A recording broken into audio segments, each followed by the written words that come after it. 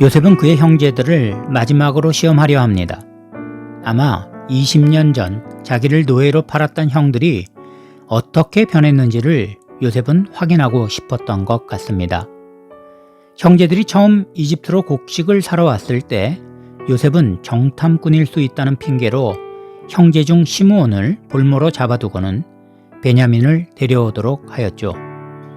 약속대로 베냐민을 데려오자 요셉은 또 다른 시험을 하는 것입니다. 베냐민의 곡식 자루에 은잔을 숨겨두고는 그 잔을 훔친 혐의로 그를 자기 종으로 삼겠다고 하였죠. 이에 아버지 앞에서 스스로 베냐민의 담보가 되겠다고 하였던 유다가 나섭니다. 먼저 유다는 요셉 앞에서 하나님이 자기들의 죄악을 찾아낸 것이라며 지금의 시련이 예전 자기들이 자기 형제 중 하나를 판 일을 회상하는 듯한 발언을 하며 자기가 베냐민 대신 종이 되겠으니 베냐민을 아버지께 돌려보내줄 것을 간청하였습니다. 유다는 아버지의 생명과 베냐민의 생명이 하나로 묶여 있는 것과 같아서 만약 베냐민을 데리고 아버지께 돌아가지 못한다면 아버지가 돌아가실 수도 있다며 요셉에게 선처를 호소합니다. 이런 그의 행동은 유다가 형제들을 이끌 만한 지도력이 있다는 사실을 보여줍니다. 이미 유다는 형제들이 요셉을 죽이고자 하였을 때 중재에 나서 요셉을 미디안 상인들에게 팔므로 그의 생명을 보호했던 적이 있었습니다. 하지만 이제는 중재 정도가 아니라 스스로 희생하며 아버지에 대한 효성을 지키려 하였죠. 나중 49장에서 다루겠습니다만 유다의 이런 희생적 지도력은 야곱에게 형제들의 지도자라는 축복을 유다가 받는 계기가 되게 했을 것입니다. 유다의 용기 있는 행동으로 그의 형제들은 요셉의 마지막 시험을 통과하게 되었고 이는 형제 간의 관계를 회복하는 사건이 되었습니다. 이제 본문을 통독하며 좀 더 자세히 내용을 살펴봅시다.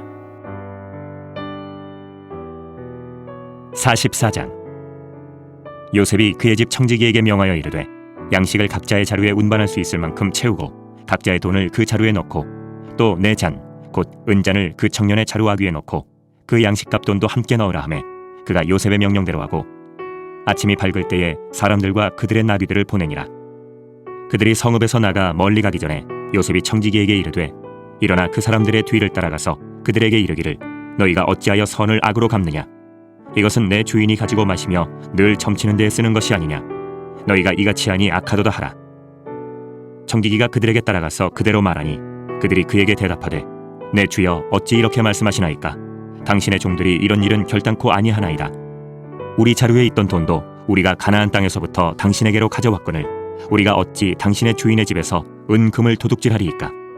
당신의 종들 중 누구에게서 발견되든지 그는 죽을 것이요 우리는 내 주의 종들이 되리이다.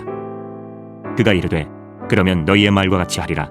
그것이 누구에게서든지 발견되면 그는 내게 종이 될 것이요 너희는 죄가 없으리라. 그들이 각각 급히 자루를 땅에 내려놓고 자루를 각기 푸니 그가 나이 많은 자에게서부터 시작하여 나이 적은 자에게까지 조사하매 그 잔이 베냐민의 자루에서 발견된지라. 그들이 옷을 찢고 각기 짐을 나귀에 싣고 성으로 돌아가니라. 유다와 그의 형제들이 요셉의 집에 이르니 요셉이 아직 그곳에 있는지라. 그의 앞에서 땅에 엎드리니 요셉이 그들에게 이르되 너희가 어찌하여 이런 일을 행하였느냐. 나 같은 사람이 점을 잘 치는 줄을 너희는 알지 못하였느냐. 유다가 말하되 우리가 내 주께 무슨 말을 하오리이까. 무슨 설명을 하오리이까. 우리가 어떻게 우리의 정직함을 나타내리이까. 하나님이 종들의 죄악을 찾아내셨으니 우리와 이 잔이 발견된 자가 다 내 주의 노예가 되겠나이다. 요셉이 이르되 내가 결코 그리하지 아니하리라. 잔이 그 손에서 발견된 자만 내 종이 되고 너희는 평안히 너희 아버지께로 도로 올라갈 것이니라.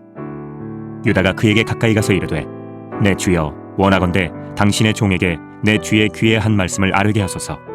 주의 종에게 노하지 마소서. 주는 바로와 같으심이니이다. 이전에 내 주께서 종들에게 물으시되 너희는 아버지가 있느냐 아우가 있느냐 하시기에 우리가 내 주께 아뢰되 우리에게 아버지가 있으니 노인이요 또 그가 노년에 얻은 아들 청년이 있으니 그의 형은 죽고 그의 어머니가 남긴 것은 그뿐이므로 그의 아버지가 그를 사랑하나이다 하였더니 주께서 또 종들에게 이르시되 그를 내게로 데리고 내려와서 내가 그를 보게 하라 하시기로 우리가 내 주께 말씀드리기를 그 아이는 그의 아버지를 떠나지 못할지니 떠나면 그의 아버지가 죽겠나이다.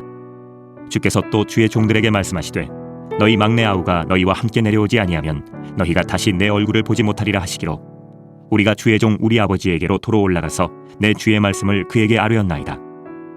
그 후에 우리 아버지가 다시 가서 곡물을 조금 사오라 하시기로 우리가 이르되 우리가 내려갈 수 없나이다. 우리 막내 아우가 함께 가면 내려가려니와 막내 아우가 우리와 함께 가지 아니하면 그 사람의 얼굴을 볼 수 없음이니이다. 주의 종 우리 아버지가 우리에게 이르되 너희도 알거니와 내 아내가 내게 두 아들을 낳았으나 하나는 내게서 나갔으므로 내가 말하기를 틀림없이 찢겨 죽었다 하고 내가 지금까지 그를 보지 못하거늘 너희가 이 아이도 내게서 데려가려 하니 만일 재해가 그 몸에 미치면 나의 흰머리를 슬퍼하며 수월로 내려가게 하리라 하니 아버지의 생명과 아이의 생명이 서로 하나로 묶여 있거늘 이제 내가 주의 종 우리 아버지에게 돌아갈 때에 아이가 우리와 함께 가지 아니하면 아버지가 아이의 없음을 보고 죽으리니 이같이 되면 종들이 주의 종 우리 아버지가 흰머리로 슬퍼하며 수월로 내려가게 함이니이다. 주의 종이 내 아버지에게 아이를 담보하기를 내가 이를 아버지께로 데리고 돌아오지 아니하면 영영이 아버지께 죄짐을 지리이다 하였사오니 이제 주의 종으로 그 아이를 대신하여 머물러 있어 내 주의 종이 되게 하시고 그 아이는 그의 형제들과 함께 올려보내소서. 그 아이가 나와 함께 가지 아니하면 내가 어찌 내 아버지에게로 올라갈 수 있으리이까. 두렵건대 재해가 내 아버지에게 미침을 보리이다. 주신 말씀을 따라 이렇게 기도하겠습니다. 유다처럼 희생하는 리더십을 우리에게도 주사 이 세상 갈등의 문제를 해결하는 참 그리스도인들로 살아가게 하옵소서. 이런 기도의 제목으로 함께 기도합시다.